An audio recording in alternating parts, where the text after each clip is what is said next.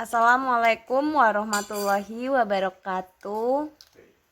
Selamat pagi, selamat siang, selamat malam.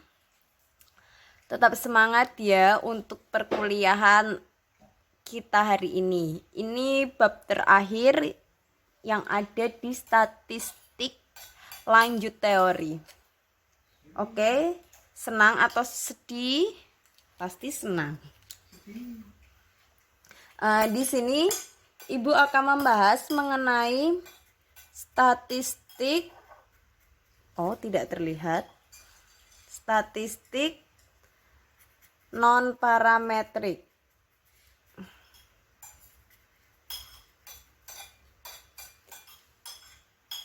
Di sini yang pasti yang akan kita pelajari nantinya itu ada. Kita coba yang pertama. Yang pertama ada Mann-Whitney test. Mann-Whitney test. Yang kedua nanti ada Kruskal-Wallis test. Kruskal-Wallis test. Yang ketiga nanti ada Ran's test. Nah, kita akan bahas satu-satu dulu ya di sini. Untuk Mann-Whitney test. Sebelum itu, apa sih statistik non parametrik? Jadi statistik non parametrik adalah pengujian hipotesis tentang suatu populasi yang tidak memerlukan asumsi bahwa populasi tersebut berdistribusi normal. Jadi kalau distribusinya itu tidak normal, kalian menggunakan statistik non parametrik. Tapi jika yang dihitung itu normal, maka kalian menggunakan statistik parametrik.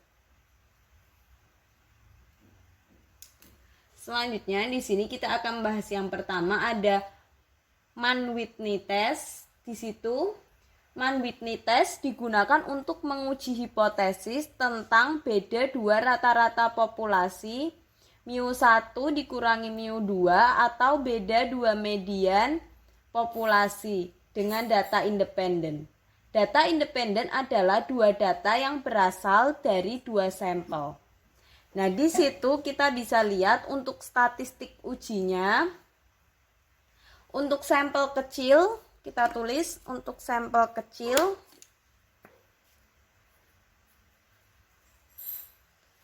Rumusnya T sama dengan S min N1 ditambah 1/2.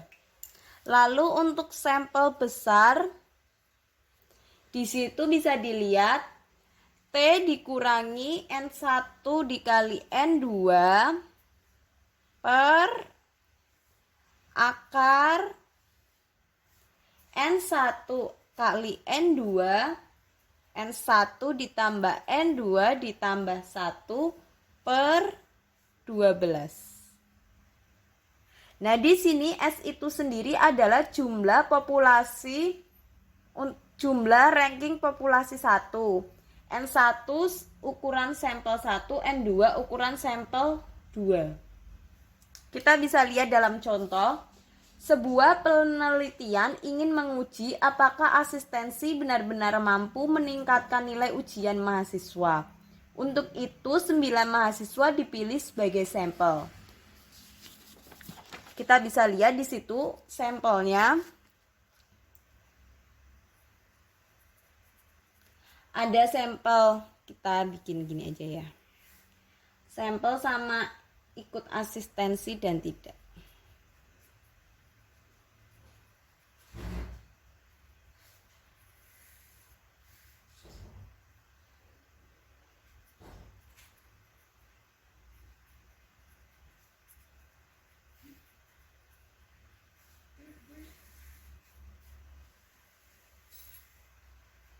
Kita bisa lihat di situ ada A, B, C, D, E, F, G, H, I.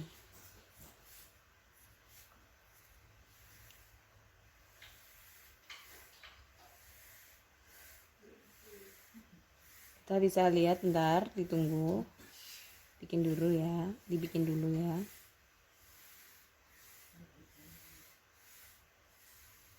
Nah, untuk yang ikut asistensi A nilai 80, B 90, C 70, D 50, E 60. Yang tidak ikut asistensi nilainya itu yang F 100, yang G 50, yang H itu 40, yang I 40. Kita hitung. Untuk nomor 1, penentuan hipotesisnya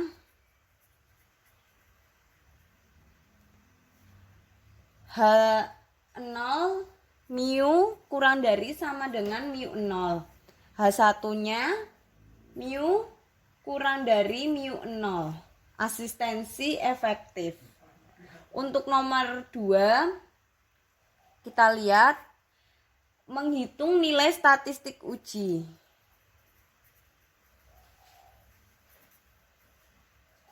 Di situ kita urutkan dulu dari nilai terkecil hingga terbesar. Berarti di sini 40 itu ada 2, kita nilai, lalu di sini ada ranking.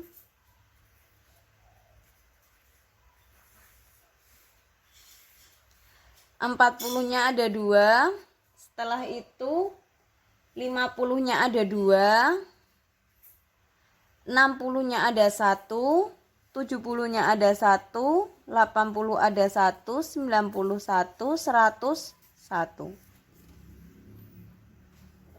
Nah, di sini ini ranking ke-1, ini ranking ke-2, ini ranking ke-3, ini ranking ke-4, ranking ke-5, ke-6, ke-7, ke-8 dan ke-9.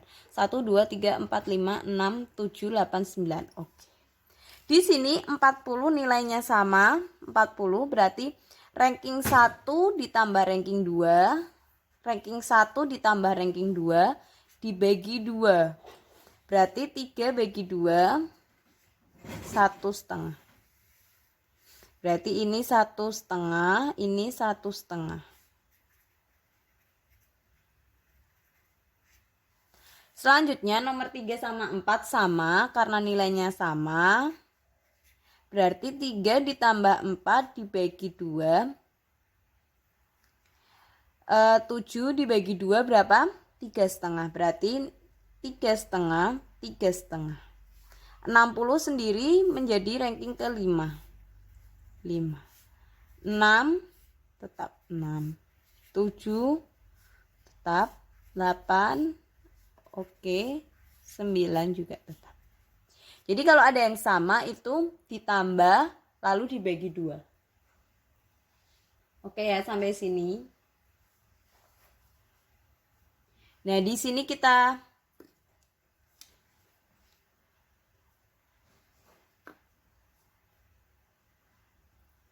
lihat. Jadi sampel 1 itu, sampel 1 kita beri tanda yang berbeda. Hijau. Sampel 1 ini kan sampel 1, ini sampel 2. Sampel 1 80, sampel 2 90, sampel 3 70, sampel 4 50, lalu 60. Oke. Kita lanjut ke tahap selanjutnya. Di situ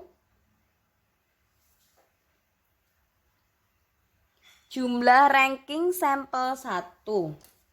Kita hitung di sebelah sini saja. Jumlah ranking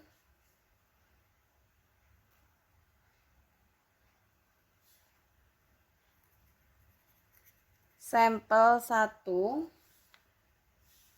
Ranking berapa? Ranking ke-8.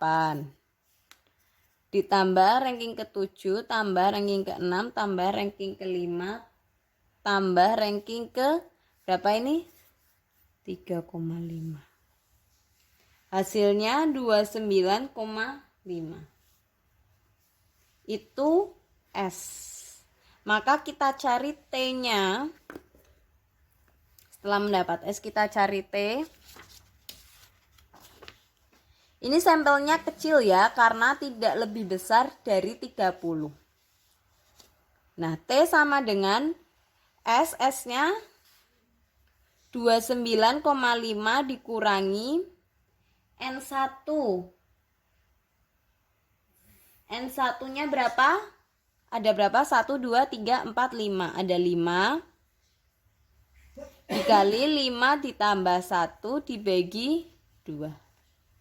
Berarti 29,5 dikurangi 5 dikali 6, 30. 30 dibagi 2, 15. Hasilnya 14,5. Selanjutnya untuk tahap yang ketiga, bisa dilihat untuk tahap yang ketiga, menentukan W alfa dengan bantuan tabel. Menentukan W alfa.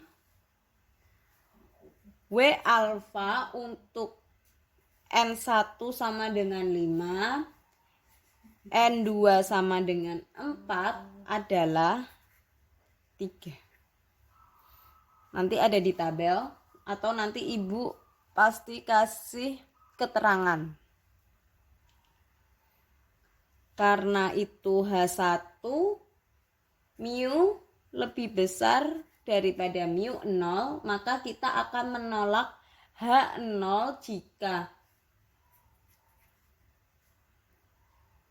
T-nya kurang dari W1 min alfa. Nah, di sini untuk W1 min alfa rumusnya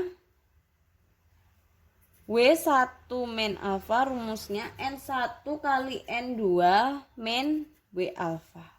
N1 berapa? 5. N2-nya 4 dikurangi W alfanya 3. 5 kali 4 20 dikurangi 3 17. Nah, yang keempat kita bikin kesimpulan. Kesimpulannya di situ T-nya tadi berapa? 14,5, lalu W-nya 17. Bentar. W-nya 17. Maka T kurang dari W. Jadi tolak H0. Oh, tidak menolak H0. Sorry. Jadi di sini T-nya kurang dari berarti terima H0. Artinya tidak menolak hipotesis yang mengatakan bahwa kemampuan atau nilai mahasiswa yang tidak ikut asistensi tidak kalah dari nilai mahasiswa yang ikut asistensi. Oke, sampai sini.